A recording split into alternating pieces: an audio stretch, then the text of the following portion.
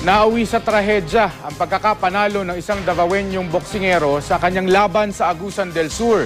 Namatay ang boksingero 2 araw matapos ang kanyang laban dahil sa pumutok na ugat sa kanyang ulo. Makibalita tayo kay John Bautista ng GMA Davao.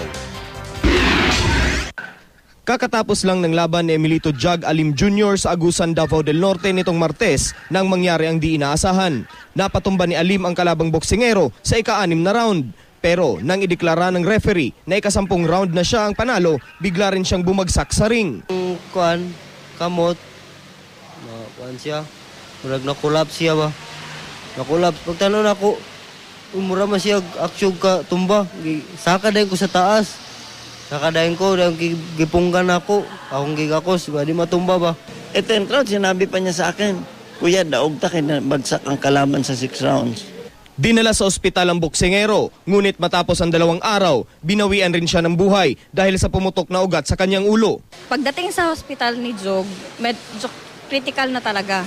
Brain dead na siya. Galing siya ng Tagum, dinala namin ng Davao. Ginawa namin lahat. Labis man ang pangungulila, tanggap na raw ng mga kaanak ni Alim ang nangyari sa kanya. Noon pa man daw, alam na niyang bahagi ito ng napiling larangan ni Alim. Saong na nato yung anak man yung tao, unagi katapusan, pagbuot sa Ginoo, anak man gina. Pilit lang nato dawaton, kay nahitabo naman.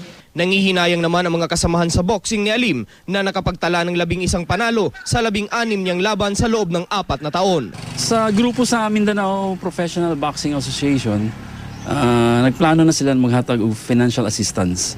Tapos nagsulat na po sa Games and Amusement Board sa Manila. Mag-wait na lang may kung pila ang cheque na ihatag nila. John Bautista, Nagbabalita, Pilipinas.